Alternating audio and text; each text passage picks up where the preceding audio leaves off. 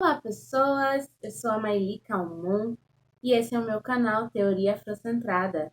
Bem-vindos! Chora, chora, Congo e devera. Então, para quem assistiu o meu último vídeo, eu explicava sobre colonialismo e colonialidade, essa diferença. A gente já sabe, e se você não sabe ainda, assista esse vídeo. Aproveita e se inscreve no canal, curte, compartilha esses vídeos. São informativos e são bem legais. Existe uma separação entre colonialismo e colonialidade no sentido temporal das palavras. Já passamos por um processo de independência, mas isso não implica que as práticas sociais elas mudaram desde então. A gente ainda vê como um grupo hegemônico ele domina o poder e é justamente sobre isso esse vídeo de hoje, sobre a colonialidade do poder. A gente vê como esse processo ele se inicia com o colonialismo e se perpetua até hoje com a divisão de trabalho. Vê como os europeus, no momento em que colonizaram o Brasil, eles também separaram as divisões de trabalho e construção desse país entre os mestiços, negros e indígenas. Como esse processo ele começa com a divisão de trabalho, ele também se perpetua com a divisão de trabalho. A gente vê, através dos índices em números, como a população branca mais rica, que acumula realmente capital e riquezas nesse país, são descendentes diretos desses colonizadores. Mas, em compensação, a população mais pobre desse país, ela é majoritariamente negra e indígena. Através dessa divisão de trabalho, esse poder ele foi se acumulando nas mãos dos europeus e, consequentemente, os seus descendentes perpetuaram essa prática de poder. Porque quando você estratifica a sociedade e mantém essas regalias nas mãos de grupos hegemônicos, você acaba controlando toda a riqueza e poder que esse país possui e, consequentemente, as políticas também. Então, a gente vê como os grandes empresários brasileiros, eles financiam políticas em favor dos próprios interesses de acúmulo de riqueza.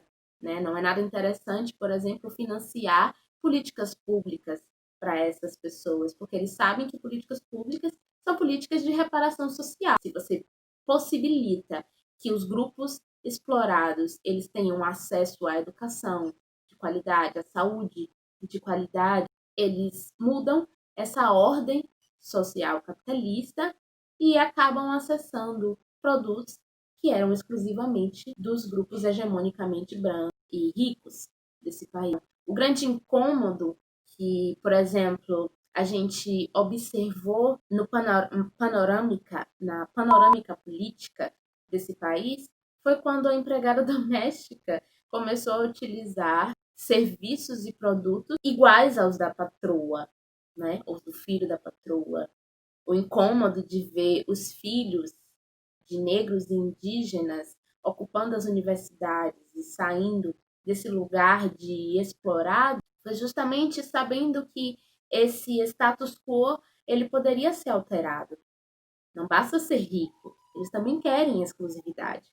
E se não tem exclusividade, o acúmulo de riqueza não vale de nada, não tem graça, né? Então, o ideal é manter essa população explorada e no eixo para fazer o que quiser com relação a isso. A gente vê as disputas nos espaços geográficos e políticos nesse sentido.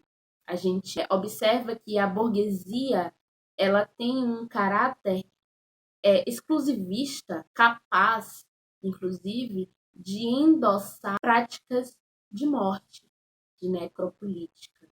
A gente observa, por exemplo, como esse processo de violência policial e encarceramento em massa, ele está muito mais para a população negra e indígena do que para a população branca, obviamente.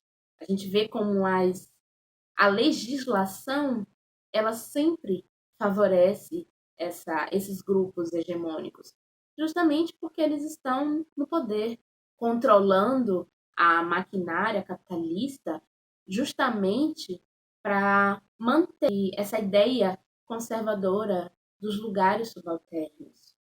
E aí a gente vê os grupos que não se adequam ao conservadorismo patriarcal, é justamente os grupos que são mais violentados socialmente, a população LGBTQI+, a população negra, a população indígena.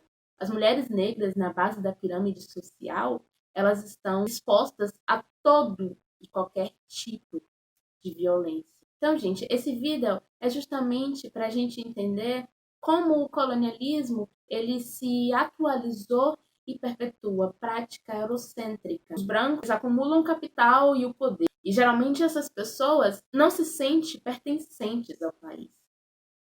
Elas pensam que esse é uma colônia de outros países e continua perpetuando essa ideia e mantendo práticas que perpetuam essa lógica, né, de auto-ódio.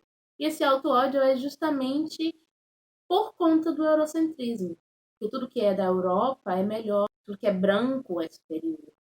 Então, esse país mestiço, ele foi considerado, inclusive, o Gobineau, que era um sociólogo, e ele foi considerado europeu, ele foi considerado um país degenerado, justamente por ter essa mistura entre negros, indígenas e brancos, certo? Então, gente, esse foi mais um vídeo da teoria afrocentrada.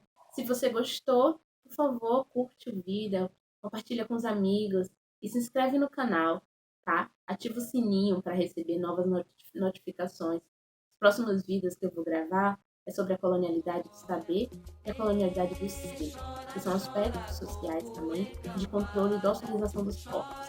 Quer saber mais? Acompanhe esse canal e um beijo.